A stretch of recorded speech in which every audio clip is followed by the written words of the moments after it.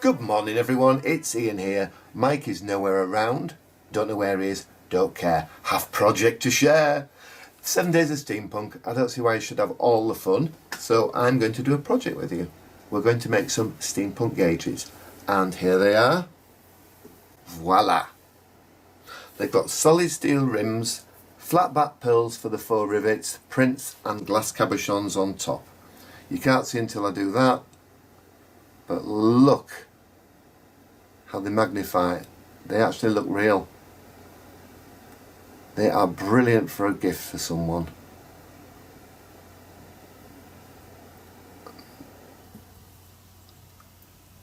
Look at that. You can even read the word potential. It's potential energy on there. I've got the pressure gauge. It's amazing the magnification that these cabochons give. And look at that. I love it. Okay, we better get on because Mike will be back any minute. Okay, let's get cracking, as my old mum used to say. What I've got today is I've got the prints. I've done some prints. I got these dials quite a while ago. I've created some myself and acquired some through royalty-free sources. So I've got the 4 prints. I've got 4 glass cabochons. The glass cabochons measure, I think, an inch. Just under an inch. A notch before the inch, whatever that might be. And then I've got the washers. These are solid steel washers. They're quite chunky, quite funky. Oh, poet. These are perfect because they give the right weight and have the right feel, and these measure just over 1.5 inches across. So first of all, these are really simple to make. I've got my, one of Mike's Stampin' Up punches, 1 3/8. I don't think he knows I've got it. And I'm just going to punch these out. It's best to print them on a heavy paper. If you print them on light paper, when you put the glue on them, they go all crinkly and they don't necessarily iron out or dry out. Okay, so the washers, I've rubbed them down with a little bit of wire wool to make them really, really shiny. I mean, you could use any washers you can find. If you've got some copper washers, they would be brilliant. But I haven't got any copper. Well, I did have some copper washers, but oh dear, my glossy accents is blocked up. There's a little bottle there. I'll just use those. That won't be blocked, no doubt. It's a little bit. It's like working in secret. This. It's like Mission Impossible. Just a little bead round. Don't put too much on. You don't need a lot because it will bind fairly quickly to the paper. The prints I'm using are it's not water soluble. If your ink's water soluble and you put the cabochons on top with the glossy accents, you can end up with a bit of a smushy mess. But you could always put some Mod Podge on top or a sealer of some kind. Okay. So what I'm going to do is put those over there. I'm just going to put these onto the rings. Try and get them centered because they sit a lot better when they're centered. That's 1. And 2. I'll just bring it to me just to have a quick look. You don't see the back of my head, do you? There we are. 2. 3. These are actually laser printed, so it's a plastic based toner, so it's not going to go all smushy and mushy, and I don't have to seal them because it's waterproof anyway. As I say, just use Mod Podge if you want, just to make them so they're sealed. Okay, that's number 1. What I've discovered is not to put the cabochons on because the cabochons are about 12mm deep and you cannot put the little rivets on with the flat back pearls. You just physically can't reach round. It seems silly, but it's the best way to do it. So line them all up. So we want to make sure that they're all square. I'll just use my ruler For me, the devil's in the detail. My dad used to say that, and it is. If you do it right, they'll look right. If they're not spaced properly, it looks like whoever built them had one too many to drink. So with just a little bit of glossy accents. 1, 2, 3, 4, 5, 6, 7. I don't do it all. Because what I have discovered is, although gloss accents is brilliant, it dries incredibly quickly. And all that's going to happen is you're going to have problems trying to stick them on, because it will actually have dried and you'll have a little raised bump. I'm using my Quick Sticks pickup tool. This is invaluable. So into the little container.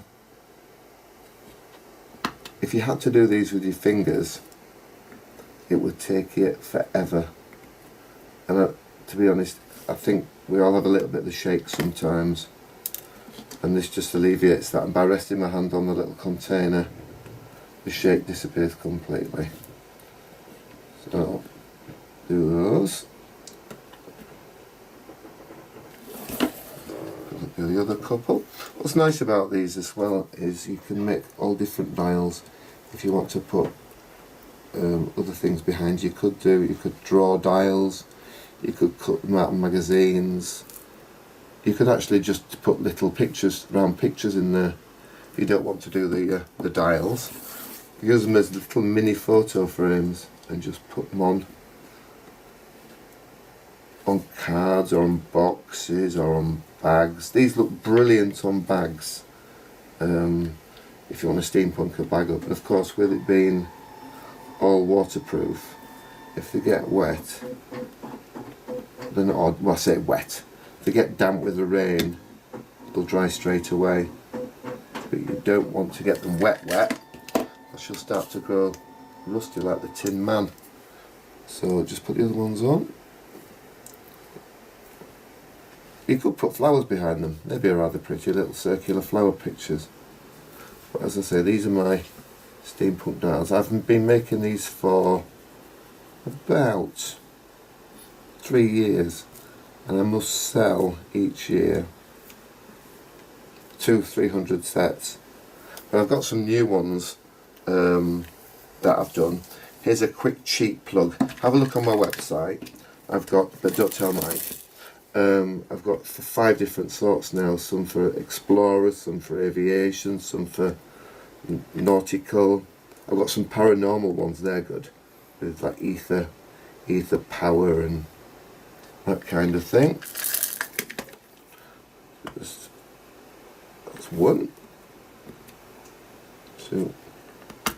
But as I said already, they are handy and you can put them on anything. They're nice for a gift if you've got a friend who's a steampunk. We say steampunk rather than steampunker. Steampunker is wrong. I said that once at a show and I was devoured. It's steampunk, not steampunker. I suppose it's like you have a goth. You don't have a gother. We are nearly done.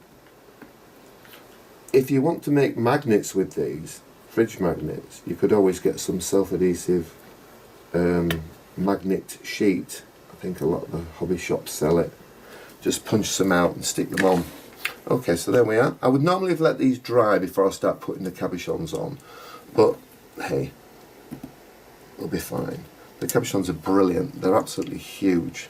And what's nice about them is you look at the dials and you think, yeah, they're alright. But once you get the cabochons on, it magnifies everything in the centre of the dials. So the dials, almost like a fisheye. Look at that now from what it was. You've got that, it pulls the whole pattern and the whole dial. I don't put too much on because you don't want it to go everywhere.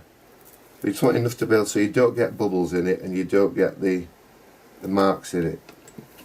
Just squish it round, get them in the centre, and one more. There we are. So we've got the pressure gauge, the safety valve gauge, like an ampere gauge, a voltage gauge and an amp gauge. I think you'll agree they were very easy to make. Won't cost you a lot of money. You can go to your local hardware and get some of the little washers. But great for a present, or to put in a bag or a box or whatever. I'm going to go now because I'm going to get caught if I spend any more time in this studio. Enjoy the rest of the 7 Days of Steampunk, and I'll see you all later. Bye!